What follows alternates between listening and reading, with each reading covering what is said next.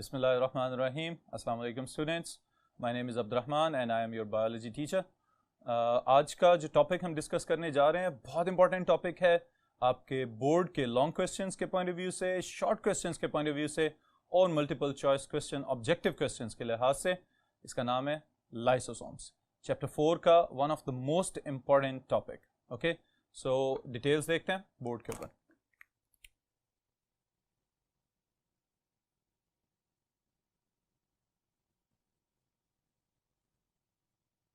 Topic है हमारा lysosomes. जी students, अब ये प्रीवियसली कुछ थोड़ा बहुत इसका हम जरा बैकग्राउंड अगर देखें तो सबसे पहले एक चीज हमने प्लाज्मा मेम्ब्रेन के फंक्शंस में पढ़ी थी जिसका नाम था फेगोसाइटोसिस. ओके, कोई डिफाइन कर सकता है इस प्रोसेस को? Phagocytosis. Yes, phagocytosis is the process of engulfing the food. खुराक को निगलने का जो अमल है that is known as phagocytosis. फिर उसके बाद क्या किया जाता है कि बहुत सारे बड़े बड़े फूड पार्टिकल्स को छोटे छोटे फूड पार्टिकल्स में कन्वर्ट कर दिया जाता है और उन फूड पार्टिकल्स को एब्जॉर्ब करके सेल एनर्जी हासिल कर लेता है. ओके, तो this was the process of phagocytosis. अब फेगोसाइटोसिस करता कौन है? तो दीज आर द ऑर्गेनेल्स जिनको आज हम डिटेल में डिस्कस करेंगे, लाइसोसोम्स. ओके, सबसे पहले इसकी हम जरा मीनिंग्स देख लें. लाइसो निकला है लाइसिस में से. लाइसिस का मतलब है स्प्लिटिंग अप, टूट जाना. किसी चीज का बड़े बड़े पार्टिकल्स में से उसको कन्वर्ट करके छोटे छोटे जर्रात में तब्दील कर देना. दिस इज लाइसिस, तोड़ देना और टूट जाना. जो दूसरा इसका पार्ट है दैट इज सोमा, और सोमा मींस बॉडी. बॉडी के लिहाज से क्या मुराद है यहां पे? बॉडी जो ऑर्गेनल जिसकी हम बात कर रहे हैं, राइबोसोम्स, लाइसोसोम्स. ओके, तो ये जो सोम्स हैं these are the bodies of the cell. Cell के अंदर जो ऑर्गेनल्स हैं जो मुख्तलिफ फंक्शंस परफॉर्म कर रहे हैं, ये इसके नाम का हिस्सा बना हुआ है, Soma. Next is morphology. Morphology क्या होती है? कि नजर कैसे आते हैं, इनकी साख्त कैसी है देखने के लिहाज से और स्ट्रक्चर के लिहाज से ये हमें किस तरह के नजर आते हैं. तो इनका जो डिस्कवरर था that was de Duve, also known as de Duve. इसने बताया कि these organelles are single membrane bounded organelles हैं. They are filled with enzymes and they have different shapes. इनकी शक्लें मुख्तलिफ हो सकती हैं. ऑलराइट स्टूडेंट्स, अब देखें 3 पॉइंट्स हमने यहां पे लिखे हैं कि एक मेम्ब्रेन है that is made up of phospholipid bilayer. Okay, इनके अंदर एंजाइम्स हो सकते हैं. कौन कौन से एंजाइम्स हैं ये भी नेक्स्ट स्टेप में मैं बताता हूं आपको. और ये वाला जो पॉइंट है दे मे हैव डिफरेंट शेप्स, इनकी मुख्तलिफ शक्लें हो सकती हैं. इसकी बुनियाद पे इनको एक और नाम दिया जाता है. They are pleomorphic organelles of the cell. Pleomorphic क्या होता है? जो अपनी शक्लें तब्दील करता रहे, जिसकी शक्लों में बहुत सारी डाइवर्सिटी हो, मुख्तलिफ सेल्स के अंदर मुख्तलिफ शक्लों की सूरत में पाया जाता हो. They are known as pleomorphic.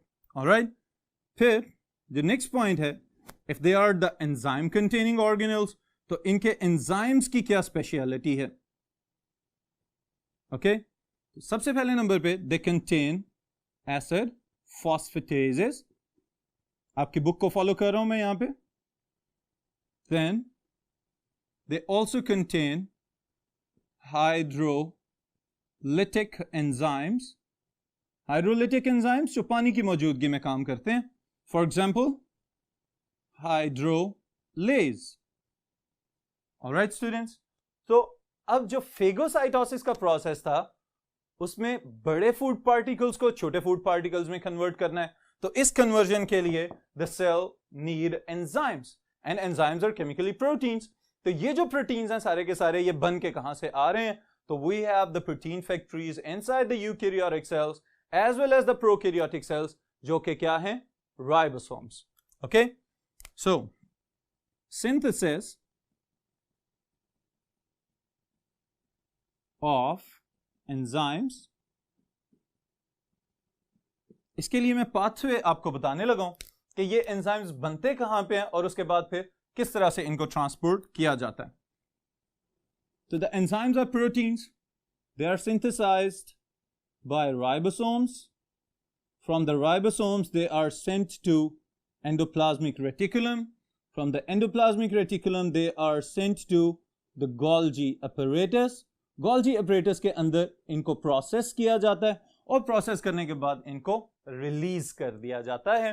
तो ये है एक सीक्वेंस एंजाइम सिंथेसिस से लेके उनकी प्रोडक्शन और फिनिश्ड फॉर्म में कन्वर्ट होने तक। ऑलराइट स्टूडेंट्स, फिर इसके बाद एक बहुत इंपॉर्टेंट शॉर्ट क्वेश्चन इस टॉपिक के अंदर मैं इंक्लूड करने लगा हूं। पहला शॉर्ट क्वेश्चन है, what is the difference between primary lysosomes and secondary lysosomes? Alright, so first we will define the primary lysosome और फिर इसके साथ हम सेकेंडरी लाइसोसोम की बात करेंगे। What is primary lysosome? Alright, अब देखें जी, अभी मैंने बताया कि जो वेसिकल्स रिलीज हो रहे हैं वो कहां से रिलीज हो रहे हैं? गोल्जी बॉडी से। तो हम वहीं से इसकी डेफिनेशन निकाल लेते हैं।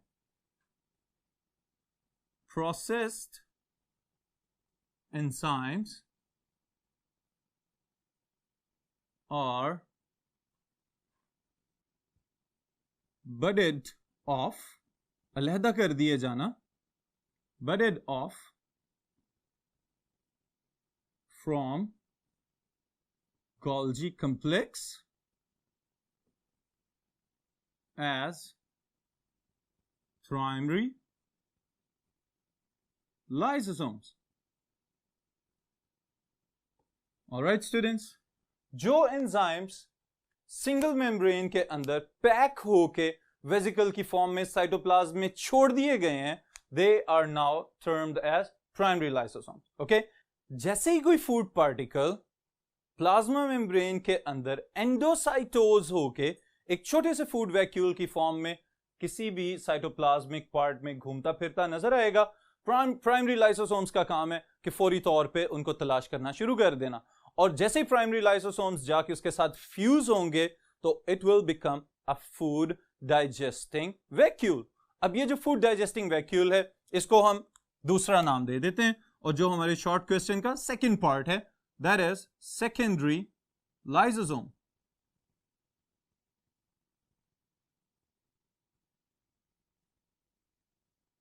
ऑलराइट स्टूडेंट्स, अब सेकेंडरी लाइसोसोम को डिफाइन करना ज्यादा आसान है as compare to the primary lysosome. Okay, और आपके लिए मैं और आसान करके लिखने लगा हूं, when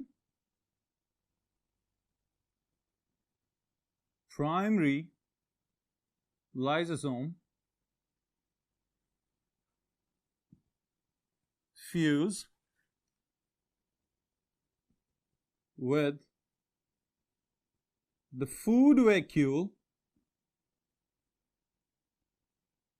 or a worn out organelle, it becomes secondary lysosome. Okay जी students, this is the secondary lysosome. अब यहां पे हमने दो चीजों का इजाफा कर दिया। पहले नंबर पे तो ये कि प्राइमरी लाइसोसोम जब फूड वैक्यूल के साथ मिलेगा तो सेकेंडरी लाइसोसोम बनेगा। उसके साथ एक और यहां पे आपको ये टर्म लिखी हुई नजर आ रही है, worn out organelle। ओके, इससे क्या मुराद है? बाज़ औक़ात ऐसा होता है कि सेल के अंदर कुछ ऐसे ऑर्गेनल्स जो अब किसी इस्तेमाल में नहीं आ रहे, किसी काम के नहीं रहे, तो उन ऑर्गेनल्स को रिटायर कर दिया जाता है। जब उनकी रिटायरमेंट करनी होती है तो ऐसा तो नहीं होता कि उनको फौरन जाया कर दिया जाए। इसका मतलब है कि उनमें से कुछ चीजें में भी काम की हो सकती हैं जिनको रिसाइकल किया जा सकता है, दोबारा इस्तेमाल में लाया जा सकता है। तो उस सूरत में भी प्राइमरी लाइसोसोम जाके उस ऑर्गेनेल के साथ कंबाइन कर जाते हैं और कंबाइन करने के बाद उनको डीनेचर कर दिया जाता है। उसमें से काम की चीजें आइसोलेट कर ली जाती हैं और बाकी चीजों को सेल से बाहर निकाल दिया जाता है। तो this is also secondary lysosome. अगर किसी वॉर्न आउट ऑर्गेनेल के साथ प्राइमरी लाइसोसोम मिलेगा तो उसको भी हम सेकेंडरी लाइसोसोम कहेंगे। लेकिन अगर और ज्यादा स्पेसिफाई करना पड़े तो फिर हम एक और शॉर्ट क्वेश्चन बना लेते हैं यहां से, और वो क्या है define autophagosomes. All right, students. What are autophagosomes and what is autophagy? ये एक और शॉर्ट क्वेश्चन निकला है इसी टॉपिक के अंदर से, तो इसका जवाब भी मैं आपको बताता हूं. पहले हम जरा इस वर्ड के ऊपर गौर कर लें. ऑटो, खुदकार तरीके से हो जाने वाला अमल. Phago, phagocytosis. Soma, body. Alright, तो इसका क्या मतलब है कि खुद ब खुद से कुछ अपनी ही चीजों को खा जाने वाले organelles. Alright, so these bodies are known as the autophagosomes. Autophagosomes are actually a type of secondary lysosome. ये secondary lysosome की ही एक किस्म शुमार किए जाएंगे और इनको हम डिफाइन करना चाहें तो कैसे डिफाइन कर सकते हैं? Lysosomes involved in self-eating process of their own worn out, or we can say non-functional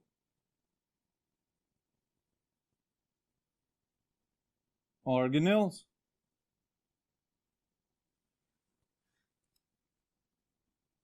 Are called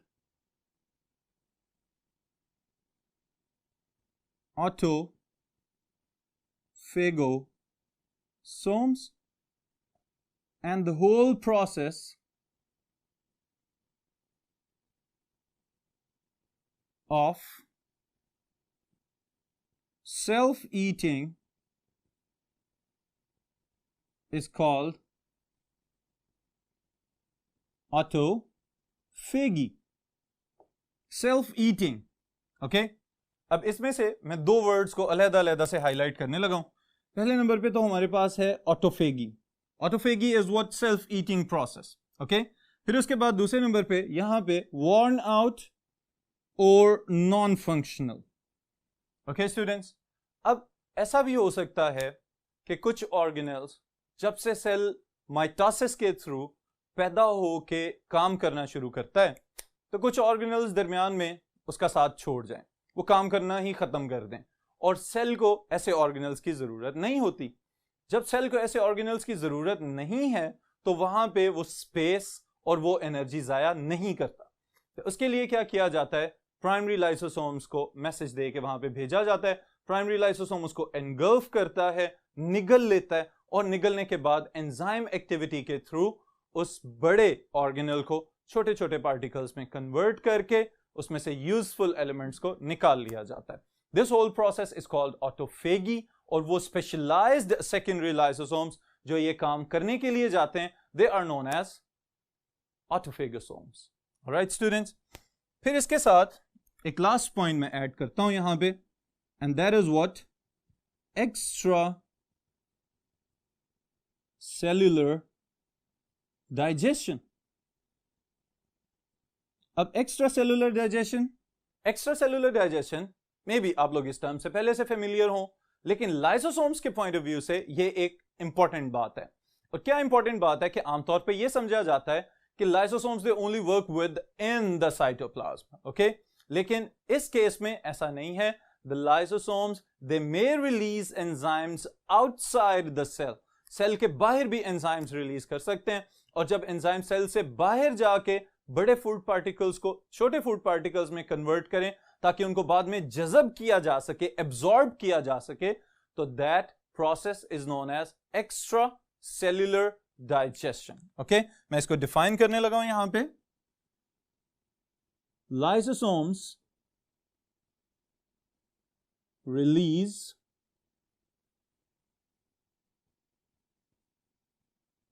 enzymes to digest large food particles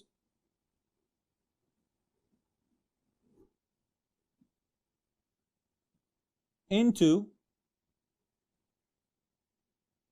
smaller and absorbable, जज़ब करने के भी काबिल हों,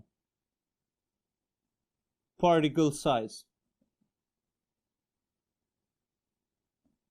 ऑलराइट, एंजाइम्स सेल से बाहर जाके काम करें और फूड पार्टिकल्स को छोटे छोटे पार्टिकल्स में कन्वर्ट कर दिया जाए ताकि वो आराम से प्लाज्मा मेम्ब्रेन के अक्रॉस मूव कर सकें। This is known as extra cellular digestion. Alright students, फिर इसके बाद एक बड़ा अहम हिस्सा है लाइसोसोम्स के अंदर, और वो क्या है? द स्टोरेज डिजीजेस और the congenital diseases. Okay, very very important short question है ये लाइसोसोम के अंदर। और यहां पे एक बात मैं आपको बता दूं कि अगर ये कंप्लीट क्वेश्चन पूछा जाए एक्सटेंसिव क्वेश्चन के तौर पे कि write a note on lysosomes, तो you must include the congenital diseases और the storage diseases in this topic. Okay, diseases तक आप लोग लिखेंगे इसको। ऑलराइट, एक्स्ट्रा सेलुलर डाइजेशन के बाद हम नेक्स्ट देख रहे हैं एक important short question that is about the storage diseases. Storage diseases, also known as congenital diseases, और आपकी आसानी के लिए एक शॉर्टकट मैं आपको बता रहा हूं, LSDs। Okay, lysosomal storage diseases। अब पहला लफ्ज तो आसान है, स्टोरेज डिजीजेस। किसी भी पार्टिकल की, किसी ऑर्गेनिक मॉलिक्यूल की बहुत ज्यादा एक्यूमुलेशन हो जाए, अगर वो सेल के अंदर बहुत ज्यादा मिकदार में जमा होना शुरू हो जाए, तो उसकी वजह से जो एबनॉर्मेलिटी आएगी वो स्टोरेज डिजीज कहलाएगी। ऑलराइट, अब स्टोरेज डिजीजेस बाज़ औक़ात पैदाइशी भी हो सकती हैं, ओके, जिनको हम मरूसी या इनहेरिटेड डिजीजेस भी कहते हैं। तो पैदाइशी तौर पे अगर ये बीमारी है तो उसके लिए हम कह रहे हैं कंजेनिटल डिजीजेस। ऑलराइट स्टूडेंट्स, और फिर लाइसोसोमल स्टोरेज डिजीज है, तो इसका मतलब लाइसोसोम्स इन्वॉल्व हैं। लाइसोसोम्स की क्या इन्वॉल्वमेंट है, ये मैं आपको एक छोटा सा यहां पे टिप बताने लगा हूं, और वो क्या है? Mutation. The main cause for the lysosomal storage diseases और the congenital diseases is the mutation. अगर पेरेंट्स के जेनेटिक मटीरियल के अंदर ईदर फ्रॉम द फादर और फ्रॉम द मदर, ओके, वालिद या वालदा का जो डीएनए है, जब उसको फर्दर ट्रांसफर करना है इनटू नेक्स्ट जनरेशन, अगर वहां पे कोई ना कोई छोटा सा जेनेटिक सीक्वेंस डिस्टर्ब हो जाए, और किस चीज का जेनेटिक सीक्वेंस डिस्टर्ब हो? उस एंजाइम का जो लाइसोसोम्स के अंदर आने हैं। तो जब एंजाइम्स नहीं होंगे तो जिस प्रोसेस को उन्होंने कैटालाइज करना था वो प्रोसेस मुकम्मल तौर पे कैटालाइज नहीं किया जा सकेगा। तो जो सबस्ट्रेट है वो आहिस्ता आहिस्ता सेल के अंदर इकट्ठा होना शुरू हो जाता है, और जब वो बहुत ज्यादा मिकदार में इकट्ठा हो जाएगा तो it may result into this disease. Ultimately ये बीमारी हो सकती है जिसको हम कह रहे हैं कंजेनिटल डिजीज। इसकी एग्जांपल्स हम डिस्कस करते हैं वन बाय वन। पहले नंबर पे मैं यहां पे आपको एक पॉइंट लिख के दे रहा हूं म्यूटेशंस के साथ, इसको आप लोग भी नोट कर लें। Mutation, what does it mean? Change in DNA. Okay, ये तो इसका मतलब हो गया।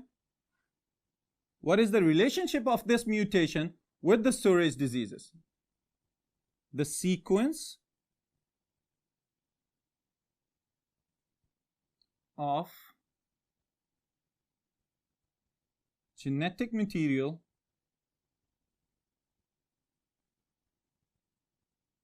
that code for a specific lysosomal enzyme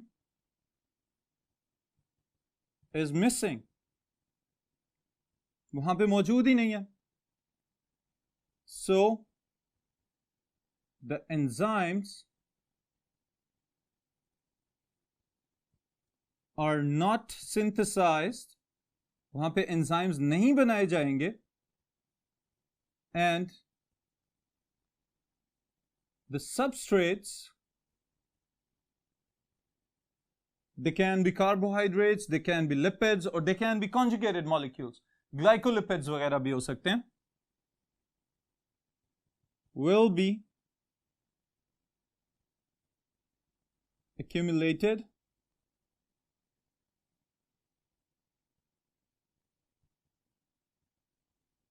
or stored inside the cell, cell के अंदर जखीरा कर दिए जाएंगे। और एक छोटी सी अंग्रेजी की कहावत, excess of everything is bad. Okay, तो यहां पे भी बेशक वो मॉलिक्यूल्स, वो पार्टिकल्स सेल के लिए बहुत ज्यादा एनर्जी यील्डिंग हो सकते हैं, बहुत ज्यादा तवानाई फराहम कर सकते हैं, लेकिन जब एंजाइम नहीं है कैटालाइज करने वाला तो वो हमारे लिए टॉक्सिक सब्सटेंसेस बन सकते हैं। ओके, तो इसके लिए the first example is glycogenosis type 2 disease. Alright, बीमारी का नाम है। अब इसके नाम पे जरा गौर करें, glycogen. Okay, so it is somewhat related to the glycogen. Glycogen क्या चीज होती है? The stored form of glucose inside the liver and the muscles. Okay? Animals के अंदर जो ग्लूकोज की stored form है, that is glycogen. और glycogen कहाँ पे आपकी बॉडी के अंदर स्टोर की जाती है? या तो लिवर में स्टोर की जाएगी या फिर आपके मसल्स के अंदर स्टोर की जाएगी। तो ये ग्लाइकोजन अगर जरूरत से ज्यादा स्टोर हो जाए तो उस सूरत में भी प्रॉब्लम हो सकती है। तो समटाइम्स ऐसा होता है कि जो ग्लाइकोजन टू ग्लूकोज कन्वर्ट करने वाला जो एंजाइम यहां पे रिक्वायर्ड है, दैट एंजाइम इज मिसिंग। अब अगर ये एंजाइम यहां पे मौजूद ही नहीं है तो इसका मतलब क्या है कि glycogen will not be converted into glucose. तो ग्लाइकोजन मेम्ब्रेन बाउंडेड वेसिकल्स की फॉर्म में सेल्स के अंदर एक्यूमुलेट होना शुरू हो जाएगा और उस सूरत में ये बीमारी हो सकती है। That is known as glycogenosis type 2। After glycogenosis type 2 disease, the second one is Tay Sachs disease. दो साइंसदानों के अलग-अलग नाम है ये, टे-सैक्स डिजीज, जिन्होंने इस पे काम किया हुआ है। और वजह क्या होगी? Again the mutation. ओके, ऐसी म्यूटेशन जिसकी वजह से वो एंजाइम जिसने फैटी एसिड्स को या लिपिड्स को ट्रांसफॉर्म करना है किसी और शॉर्ट चेन फैटी एसिड या किसी और सबस्ट्रेट के अंदर, that enzyme is missing. Okay, तो यहां पे इसकी वजह फिजियोलॉजिकली हम क्या लिखेंगे? Accumulation of lipids, or we can say glycolipids. All right students, अब इन लिपिड्स को कन्वर्ट करना या तोड़ना जरूरी है ताकि जो इन्फेंट्स होते हैं, जो शीरखार बच्चे होते हैं, छोटी एज के बच्चे जो होते हैं, उनके नर्व सेल्स जो न्यूरॉन्स हैं वो ग्रो कर सकें और मैच्योर हो सकें। लेकिन जब ये एंजाइम्स मिसिंग होंगे, ये कन्वर्जन प्रोसेसेस कंप्लीट नहीं किए जा सकेंगे, तो उसकी वजह से दीज किड्स, ये जो छोटे बच्चे हैं, दे मे सफर फ्रॉम मेंटल रिटार्डेशन। ऐसा भी हो सकता है कि उनका जहनी तवाजुन ठीक ना रहे, और sometimes it may lead to death of that human being. Okay, उसकी वजह से बीमारी की सूरत में अगर ये प्रोलॉन्ग हो जाए ये प्रोसेस, एंजाइम्स बिल्कुल नहीं है, ये कन्वर्जन नहीं हो रही, तो ऐसा भी हो सकता है कि उस ह्यूमन बीइंग की बचपन में ही डेथ हो जाए। Alright students, so this was a brief introduction about the storage diseases. आपने चूंकि short question के लिए prepare करना है तो this whole thing is enough. Alright students, अब ये जो सारे का सारा process हमने देखा है, इसको मैं चाह रहा हूँ कि थोड़ा सा और elaborate कर दूं ताकि आपके concepts जो हैं वो पहले की निस्बत थोड़े से और strong हो जाएं। Okay? तो चलें मैं आपको दिखाता हूँ कि ये लाइसोसोम काम किस तरह से कर रहा है। जी स्टूडेंट्स, तो मैं चाह रहा था कि लाइसोसोम्स के अंदर जो एक दो पॉइंट्स, जो टेक्निकल चीज़ें हमने देखी हैं, वो मैं आपको थोड़ा सा और अच्छे तरीके से दिखा भी दूं और साथ समझा भी दूं। ऑलराइट, पहला पॉइंट इसके अंदर जो एंडोसाइटोसिस, फेगोसाइटोसिस और फिर प्राइमरी और सेकेंडरी लाइसोसोम वाला है वो होगा। और सेकेंड जो पोर्शन में मैं आपको दिखाना चाहता हूँ, that is about the autophagy. Okay, कि ये सेल्स जो हैं वो खुद से किस तरह से अपने मुख्तलिफ ऑर्गेनल्स को खा रहे होते हैं, और साथ में उसकी एक दो और वजूहात भी बयान करता हूं। ऑलराइट, तो यहां पे देखें जरा, ये एक लिविंग एनिमल सेल है। जिसकी गोल्जी बॉडीज फंक्शनल हैं, ऑलराइट। अब ये जो इसकी गोल्जी बॉडीज काम कर रही हैं, इन्होंने बहुत सारे एंजाइम कंटेनिंग वेसिकल्स साइटोप्लाज्म के अंदर रिलीज कर दिया मैं, ऑलराइट। अब ये जो प्राइमरी लाइसोसोम्स कहलाएंगे, वेरी गुड। अब ये जो एंजाइम कंटेनिंग वेसिकल्स जो गोल्जी बॉडीज में से रिलीज हो रहे हैं, they are known as the primary lysosomes. अब प्राइमरी लाइसोसोम्स जो हैं वो साइटोप्लाज्म में फ्रीली फ्लोट कर रहे हैं।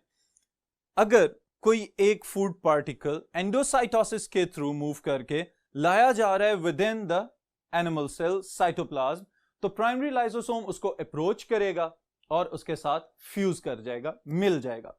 जैसे ही उसके साथ कंबाइन करेगा तो ये क्या बन जाएगा? Secondary lysosome. ब्रिलियंट। ओके, अब ये जो सेकेंडरी लाइसोसोम है, इसमें फिर फूड पार्टिकल्स को कन्वर्ट किया जाएगा फ्रॉम लार्जर टू स्मॉलर, और एंजाइम्स अपना काम कर देंगे यहां पे।